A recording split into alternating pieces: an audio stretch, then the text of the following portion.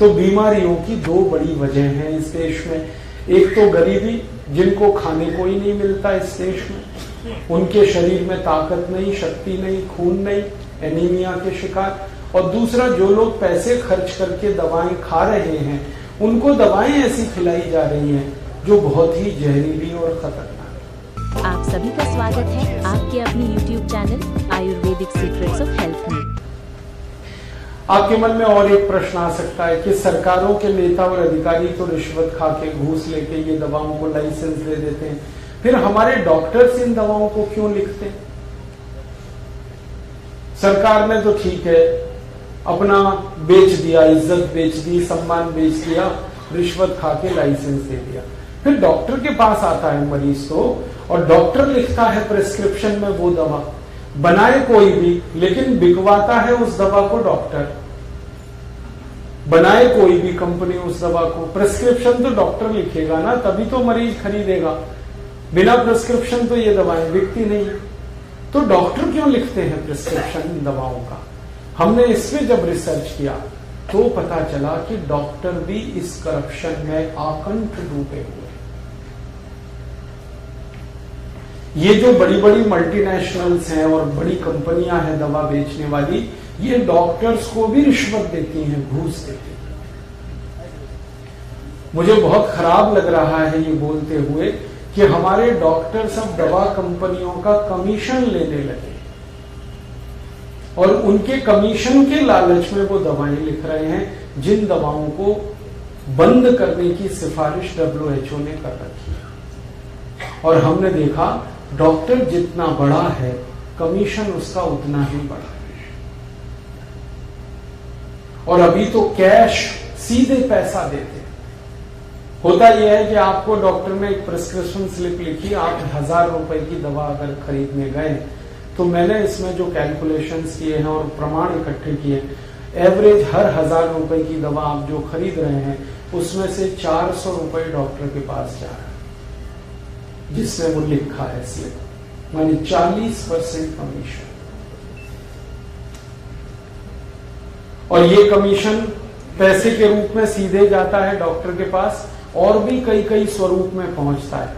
जैसे कई दवा कंपनियां कार खरीद के डॉक्टर्स को गिफ्ट दे देती हैं, कई कंपनियां मोटरसाइकिल, स्कूटर खरीद के गिफ्ट कर देती हैं, कई कंपनियां रेफ्रिजरेटर और AC खरीद के गिफ्ट कर देती हैं, कई कंपनियां डॉक्टर्स के पति पत्नी बच्चों को स्विट्जरलैंड का टिकट दे देती है कि जाओ घूम के आओ।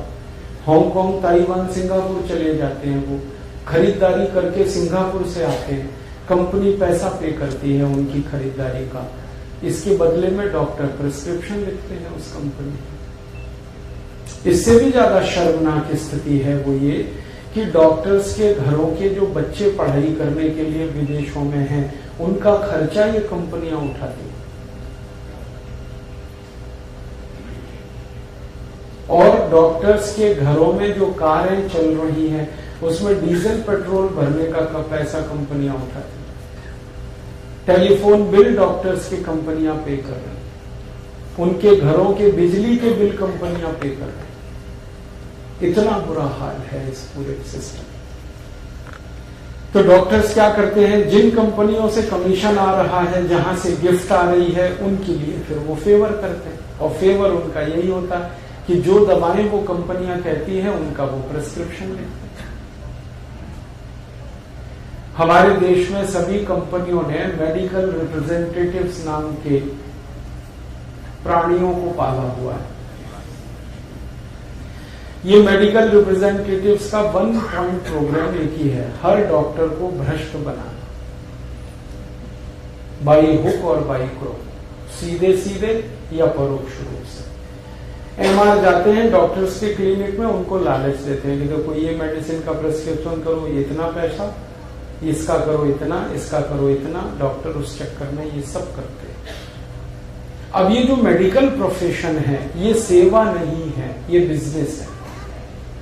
अच्छा, जब बड़े बड़े डॉक्टर्स को हम कहते हैं कि आप भी इतने गिर गए, तो कहते हैं हम क्या करें, 40 लाख रुपए खर्च करके हमने MD किया, 50 लाख खर्च करके हमने MS किया, किसी बैंक से हमने कर्जा ले रखा है, तो हम कहां से निकालेंगे अपना पैसा? ये उनका तर्क है। तर्क क्या कुतर्क है? भाई 40-50 लाख रुपए देके अगर आपने MD MS किया तो क्या आपके पिताजी कह के मर गए थे कि यही पढ़ाई करो? कोई और पढ़ाई कर लेते सस्ती वाली?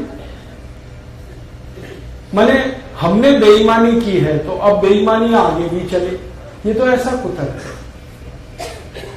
वो कहते हैं हमको पैसे निकालने हैं अपनी पढ़ाई के, और वो पैसे निकालने के लिए कंपनियों के कमीशन के अलावा कोई दूसरा रास्ता नहीं। तो ये डॉक्टर्स का कहना। अब अंत में जो मरता है और फंसता है वो आप हैं, मैं, हम सब, जो एक बीमार के रूप में किसी डॉक्टर के पास जाते हैं, पता नहीं कब उसको लालच आए और वो कौन सी मेडिसिन प्रिस्क्राइब करे और हमारी जान निकल जाए। हम क्या कर पाएंगे? कुछ नहीं कर पाएंगे, क्योंकि डॉक्टर माने मार देने का लाइसेंस लिया हुआ एक व्यक्ति, डॉक्टर का माने।